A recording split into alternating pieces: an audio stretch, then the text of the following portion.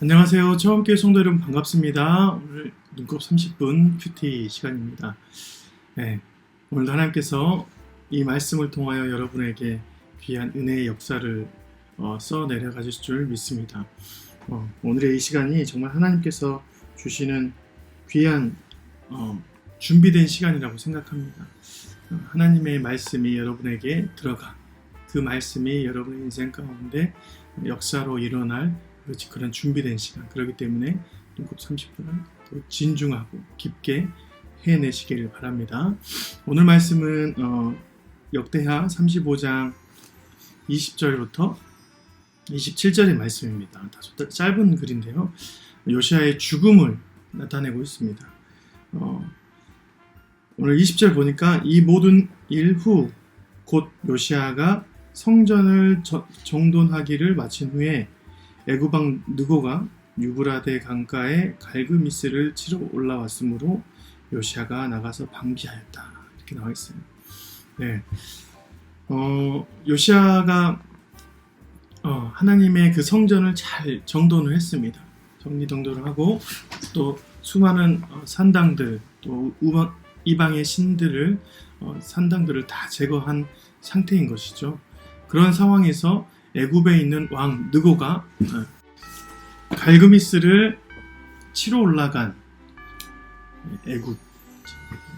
갈그미스는 그 지역 안에 있는 요충지입니다. 그래서 그 지역을 함께 탈환하는 것은 굉장히 중요한 일인데, 애굽이 바벨론을 치려는 의도가 있었는데 혼자서는 안 되니까 애굽이 아수르와 함께 동조하기 위해서 올라가는 길이었습니다. 그런데 유다가 아수르에게 굉장히 안 좋은 감정이 있죠. 아수르에게 북이스라엘이 잡혀가고 포로가 되었 상황이기 때문에 그 상황에서 요시야가 애굽을 막게 되는 것이죠. 애굽이 아수르와 함께 동조하기 위해서 갈그미스까지 올라가는데 그 상황에서 요시야가 그것을 막는 과정을 오늘 말씀에서 나오는 것입니다. 그런데 오늘 역대하에서는 애굽 왕 느고가 자신의 이 뜻이, 이런 마음의 뜻이 바로 하나님의 뜻이다라고 얘기를 하면서 나아갔는데, 그와 더불어서 요시야가 그것을 듣지 않고 지나가는 경향이, 등져버리는 경향이 있었다고 얘기를 합니다. 21절 말씀이죠. 느고가 요시야에게 사신을 보내어 이르되 유다 왕이여, 내가 그대와 무슨 관계가 있느냐? 내가 오늘 그대를 치려는 것이 아니요 나와 더불어 싸우는 족속을 치려는 것이라. 하나님이 나에게 명령하사 속히 하라 하셨은즉 하나님이 나와 함께 계시니 그대는 하나님을 거스르지 말라. 그대를 멸하실까 하노라 하나 했습니다. 그러니까 지금 남유다 너희에게 가는 것이 아니라 단지 지나가는 길이니까 길만 터주라 라고 얘기를 하는 것이죠. 요시야가 22절에 몸을 돌이켜 떠나기를 싫어하고 오히려 변장하고 그와 싸우자고자 하여 하나님의 입에서 나온 느고의 말을 듣지 아니하고 무기 또 골짜기에 이르러 싸울 때에 활 쏘는 자가 요시야 왕을 쏜지라 했습니다. 네. 하나님의 말씀이 애굽 왕을 통해서 나왔어요. 그것을 듣지 않았던 요시야의 물론 우리가 알 수는 없습니다. 어떤 상황인지 모르나 역대하에서는 바로 느고, 애굽의 느고 왕이 바로 하나님의 말씀의 사신이었다라고 얘기를 하는 것이죠. 명적인 민감함도 있어야 하겠지만 그 가운데 요시야가 죽음을 맞이했습니다. 물론 이때 역사서에서는 이제 요시야가 하나님의 말씀을 듣지 않아서 죽었다, 하나님께 등 돌려 죽었다라고 얘기합니다. 하지만 이 모든 과정에서 그의 죽음을 모든 부하들이 그를 태우고 온 이스라엘이, 유다가 애고가는 장면이 나와 있습니다.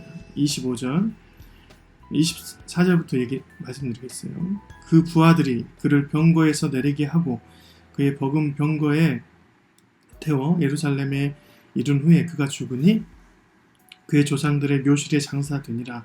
온 유다와 예루살렘 사람들이 요시야를 슬퍼하고 예레미야는 그를 위하여 애가를 지었으며 모든 노래하는 남자들과 여자들은 요시야를 슬피 노래하니 이스라엘의 규례가 되어 오늘까지 이르렀으며 그 가사는 애가 중에 기록되었더라.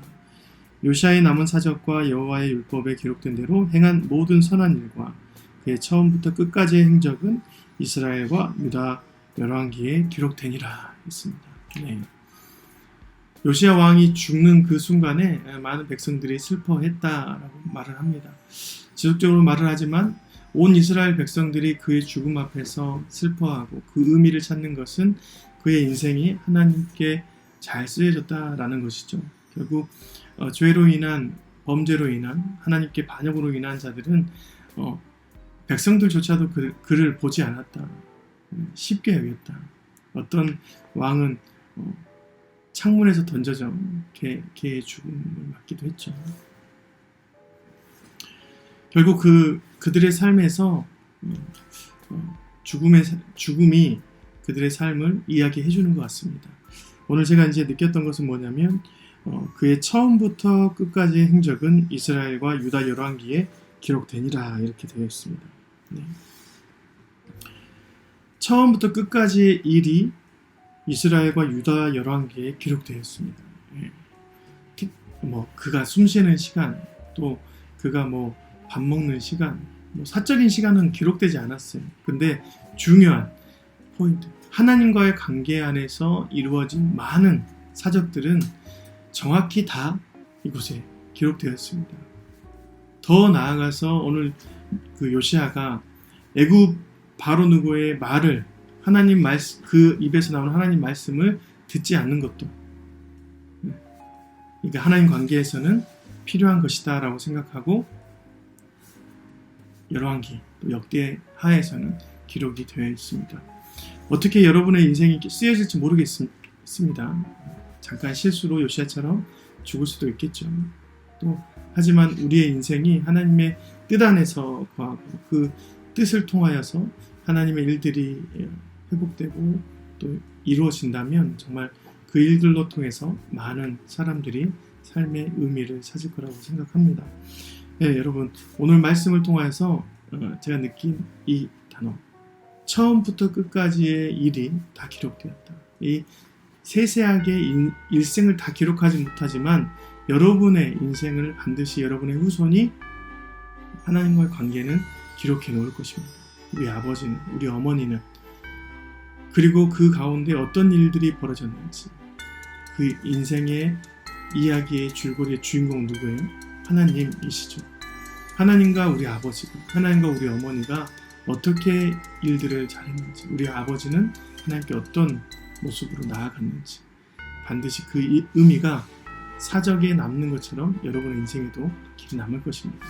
오늘 하루 여러분이 헛되게 살지 않기를 간절히 소망합니다. 뿐만 아니라 그 일들로 통해서 여러분이 귀하게 하나님께 쓰임받고, 제가 마지막에 그렇게 실수한 것 같은데요. 여러분의 인생은 마지막 죽음까지도 실수로 나아가지 않는 그런 인생들이 되어지길 주님의 이름으로 축복드립니다. 감사합니다. 내일 또 뵙겠습니다.